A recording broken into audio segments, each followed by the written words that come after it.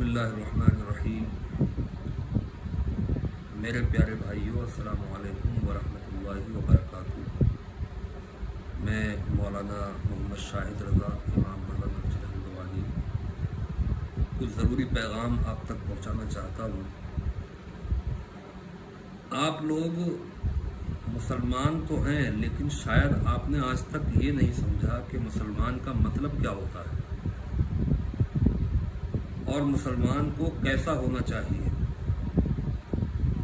अगर तुमने मुसलमान होने के साथ साथ उसका मतलब भी समझा होता तो आज इतनी रुसवाई शायद ना होती, क्योंकि मुसलमान का मतलब ही है कि अपनी सलामती का भी ख्याल रखे और दूसरों की सलामती का भी ख्याल रखे। मगर अफसोस कि मुसलमान कौम के कुछ नादान लोगों की जहालत ने आज पूरी कौम का सर शर्म से झुका दिया है, जिन्हें ना तो अपनी जान की फिक्र है और ना दूसरों की। इस महामारी के वक्त जबकि हमारा मुल्क और सारी दुनिया कोरोना वायरस नाम की एक जानलेवा बीमारी से जूझ रही है, होना तो ये चाहिए था कि जिस तरह 95% मुसलमान इस बीमारी के खिलाफ शासन प्रशासन के साथ एकदम खड़ा हो गया, इसी तरह ये 5% नासमझ लोग भी इसकी गंभीरता को समझते हैं, मगर ऐसा न हुआ, जिसकी वजह से पूरी कौम बदनाम हो रही है। मेरे भाइयों, समझो, तुम उस कौम के लोग हो जो अपने इमाम के एक बार अल्लाह अकबर कहने पर हजारों और लाखों का मजमा होने के बावजूद ऐसे खामोश हाथ बांधकर खड़े हो जाते हो कि जैसे इस जगह कोई मौजूद ही ना हो, और फिर इमाम की एक ही आवाज़ में फौरन रुकू और सजदे में चले जाते हो, और जब तक इमाम अपना सर नहीं उठाता तब तक तुम अपना सर नहीं उठाते। ये तुम्हारे मजहब ने तुम्हें डिसिप्लिन सिखाया है, मगर तुमने दीन को समझा नहीं। आज उन्हीं नमाज पढ़ने वालों से उनके इमाम, शासन प्रशासन सब उनको डिसिप्लिन में लाने के लिए समझा रहे हैं, कोशिशें कर रहे हैं, और लोग लॉकडाउन का पालन करने की अपील कर रहे हैं, मगर तुम हो कि सुनने को तैयार ही नहीं। अरे मुसलमानों, ज़रा सोचो कि तुम जुमा की नमाज जैसी इबादत जो 14 सदियों में आज तक शायद न रोकी गई हो, वो भी तुमने कुर्बान कर दी। इससे बड़ी कुर्बानी मुसलमान दे भी नहीं सकता, क्योंकि जुमा इस्लाम की एक निशानी है और उसकी अहमियत हमारी जान से भी ज़्यादा है। मगर ये कुर्बानी हमने इसलिए दी है कि हमारी वजह से औरों की जान को ख़तरा न हो। मेरे भाइयों, गौर करो, समझो और कानून का पालन करो। अपना वक्त अपने घरों में रहकर गुजारो, बग़ैर ज़रूरत के घर से बाहर न निकलो।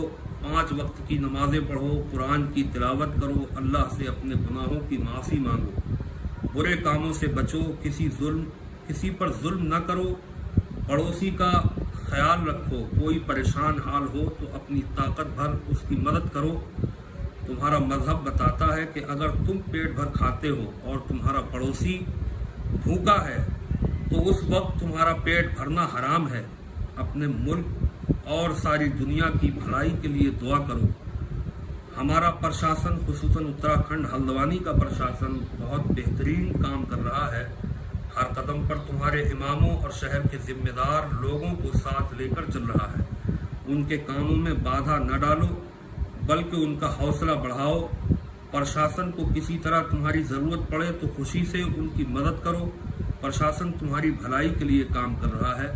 उनकी मेहनतों को बेकार न करो, बल्कि कानून पर अमल करके उनका काम आसान करो। मैं भी जानता हूँ कि बहुत से लोगों के घर बहुत छोटे हैं